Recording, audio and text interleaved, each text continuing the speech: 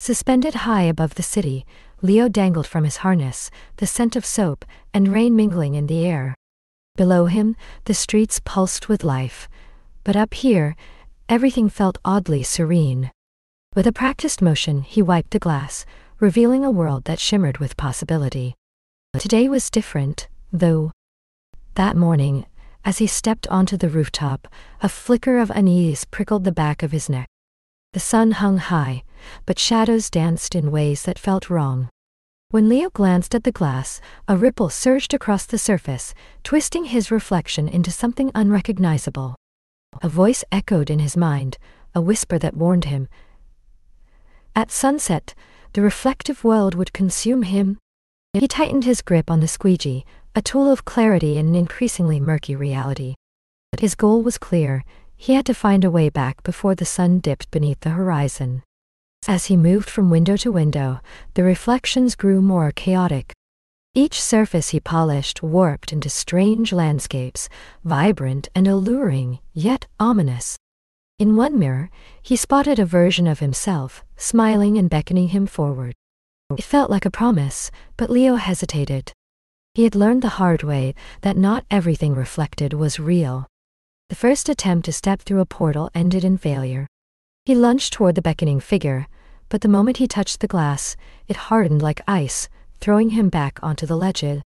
Panic surged through him as he glanced at the sun, inching ever closer to the horizon. The city below buzzed obliviously, while he fought against an unseen current, pulling him deeper into the shimmering abyss. Determined, Leo focused on the next window. He noticed that the reflections weren't just distorted versions of reality, but fragments of his memories.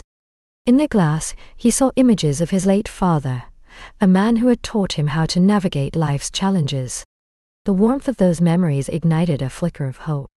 If his past could help him find a way back, he needed to confront it. With renewed resolve, Leo reached for the window again.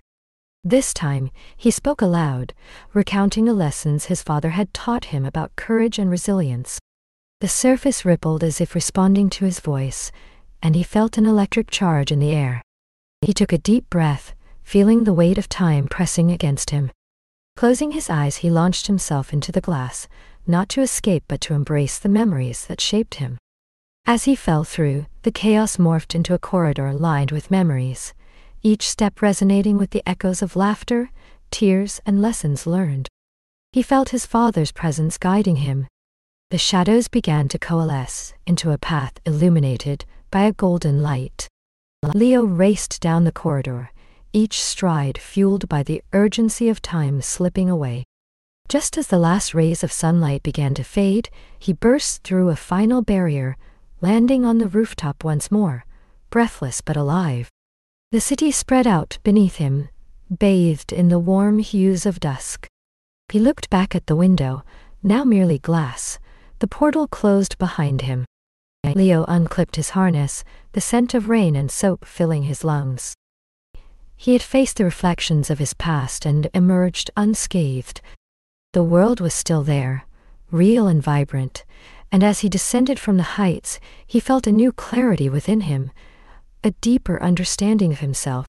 The sun dipped lower, but he was no longer afraid of the shadows, for he had learned to navigate not just the heights of skyscrapers, but the depths of his own soul.